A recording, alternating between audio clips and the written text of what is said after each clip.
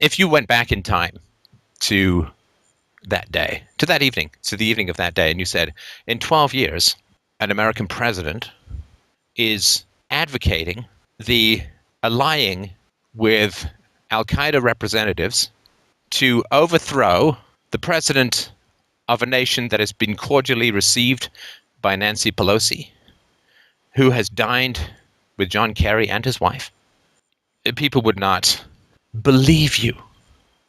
People would never believe that a US president was considering throwing his lot in and supporting and maybe even arming Al Qaeda operatives to overthrow the president of Syria, Assad, with whom there are, and you can find these on the internet, beaming and joyful and happy pictures of him shaking hands with Nancy Pelosi. And somebody made a good meme. I love the cynical bitterness of political memes. And it was like, hey, if Assad was so dangerous and such a horrible dictator, why didn't we just grab him when he was shaking Nancy Pelosi's hand? Or when he was dining with John Kerry and his wife? Statism, because it is so amoral and so power-hungry and so manipulative and so false, and it has all of the moral conscience of a water spilling on jagged rocks attempting to find the deepest hole it can fill. It requires a continual process of self-erasure, of the erasure of memory and of history and of context. It requires that you live in the kind of now that even spiders eschew. Well, spiders will build a web and they got to be patient, and birds will build their nests, they got to be patient, and ants got to go out and get all their stuff and bring it home, they got to be patient. They live in the future. Animals which only live in the now. I guess it's down to an amoeba state. That's the kind of now, the kind of pure, blind, historyless, memoryless, retarded moment that you have to live in when you live in the constant, vile flow of statist propaganda. The idea, 12 years ago, if you go and say, in 12 years, an American president will be allying with Al Qaeda, potentially arming Al Qaeda, performing airstrikes on the part of Al Qaeda against a president cordially received by the most senior of American diplomats and politicians.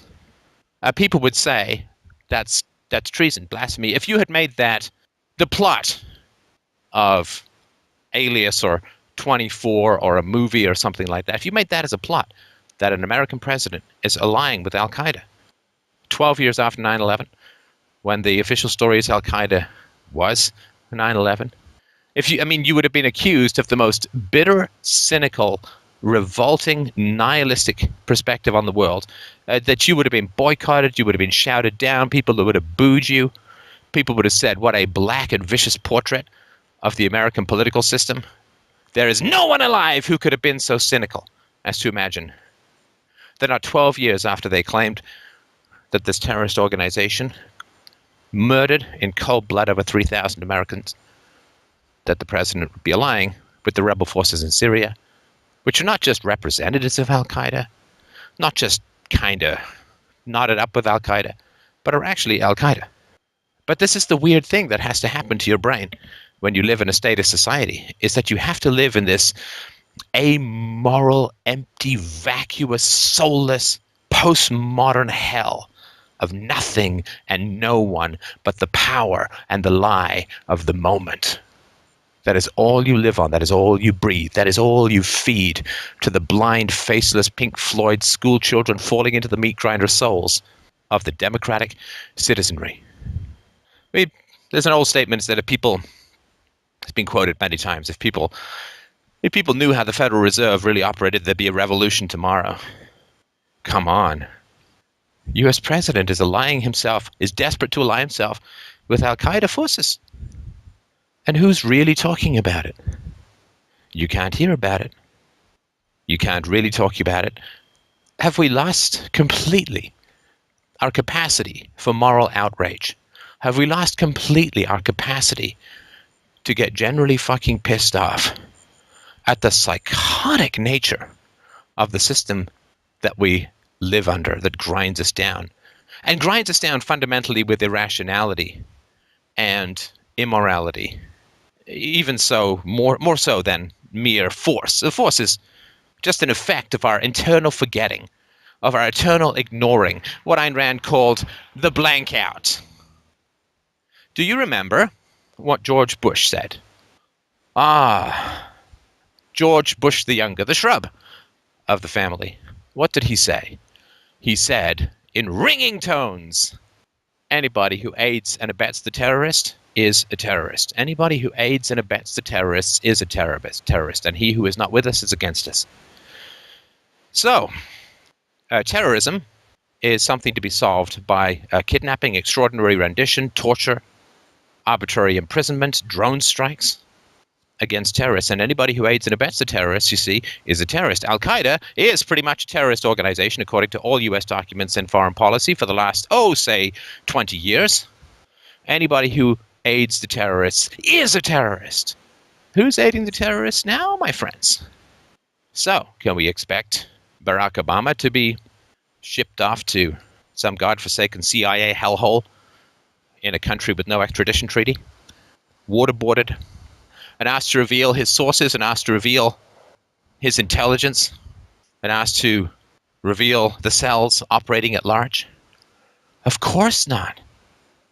You see, that was then, this is now, and now can never be referred to then. Now can never be combined with then. There is no throughput of anything. We live the lives of like abused spouses, abused women. Well, he beat me up yesterday, but he's really nice today. He beat me up 2 days ago, yesterday, and this morning, but this afternoon he gave me the most beautiful rose. And all is forgotten. And now you can't even mention these about faces, these turnabouts. You know, you read this stuff in 1984, and it is a portrait of insanity, right? We are now at war with East Asia. We have always been at war with East Asia, whereas yesterday it was Eurasia.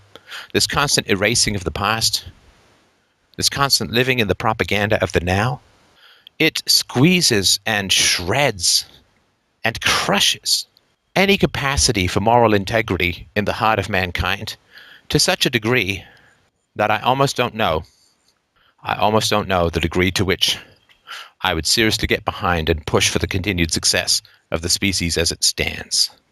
It is repulsive.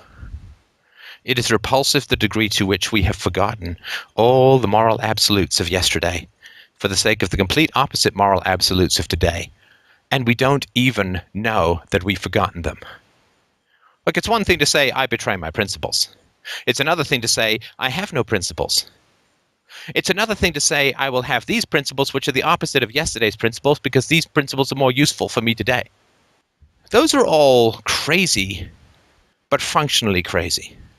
What is not functionally crazy, what is psychotic beyond reason and evidence and empiricism and survival, is to say, these have always been my absolute principles, even though they were in fact the opposite of the absolute principles you had yesterday. To believe that universality and eternity can be opposite from day to day and have no sense of their opposition and have no sense that they've switched is like watching a compass swing round wildly and believe in the moment that every time slice is it perfectly pointing north. No matter where it is in a second from now, no matter where it was a second from, now in the past, in the future, in the present, doesn't matter. You just glance at it for a second, that's north. Swinging wildly, glance at it for a second, that's north. This is how insane we've become.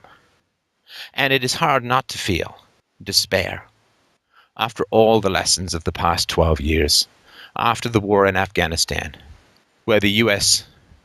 spent about $30 million per Al-Qaeda operative, of which they estimated there were about 100 in the country, spent about $30 million per Al-Qaeda, and still really only caught a few of them, if we can even believe that any of them were caught, who knows? We don't believe anything these people say. After the horror of what happened in Iraq, after the unbelievable devastation that occurred in Fallujah, white phosphorus, depleted uranium, to the point where geneticists who study what has happened to the Fallujah population say that it is the most genetically wrecked, not individually murdered, but genetically wrecked population that has ever been studied. Half the babies born after the Fallujah attack in 2007 were born with birth defects. Significant birth defects. You can just have a look for pictures if you don't want to hang on to a huge amount of your lunch. It's horrendous. After the lessons that the press swore that they weren't going to repeat after the Iraq War. Who's even bringing up in the mainstream media that the president is allying himself with terrorists and therefore, under the definition of U.S. law and U.S. policy, is himself a terrorist? Can't bring that up, right? Can't be mentioned. It can't be mentioned even that the policy has changed. You can't ask for a formal definitional change in the policy. You understand? This is how insane we've become.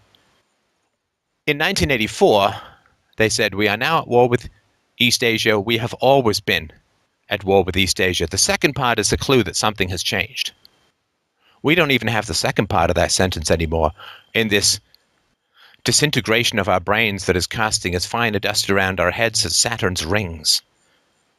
We don't even have that second part. The press has learned nothing.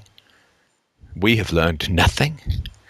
We have simply become progressively more disintegrated because the horror of the system that we sweat, groan, bleed, and die under has become so great that all we do is take refuge in distractions. All we do is escape into the imaginary, into the made up, into the scripted, into the fictional, into the pixelated, into the invisible. We have abandoned the world that we are supposed to have defended for our children, that our children rely upon us to defend. We have given up. We have faded away. We have collapsed. We have turned ourselves into ghosts in order to escape the bloody sun of our rising awareness of where we are and what we are doing as a species to each other, to our children, to the future. Of course, this makes it much easier for us in the moment, but what our children are going to have to deal with if we don't change, if we don't wake up, if we don't start demanding even a modicum of integrity, or at least pointing out a deviation in policy from those around us, from our leaders, from our rulers. If it's so hard for us that we can't bear to stand tall, to stand straight, and to speak truth to power, if it is so unbearable for us, then we've given up on the future completely, because it's not going to be any easier in the future than it is now, you understand? To speak the truth about our system, to speak the truth about our addiction to violence, to speak the truth about the psychotics who rule us, the evil unreality of those in power and all of their huddled and typing minions and their bleating and broadcasted lackeys. It's not going to get any easier tomorrow. It's not going to get any easier the day after tomorrow. And it sure as hell isn't going to get easier when my daughter becomes an adult. The weight that we're throwing off is only going to land with ever greater heaviness on the next generation. So we better damn well take a verbal stand with integrity now. Now. The weight that we want to throw off is only getting heavier. So we need to carry it now. We need to carry it now. We must carry it now.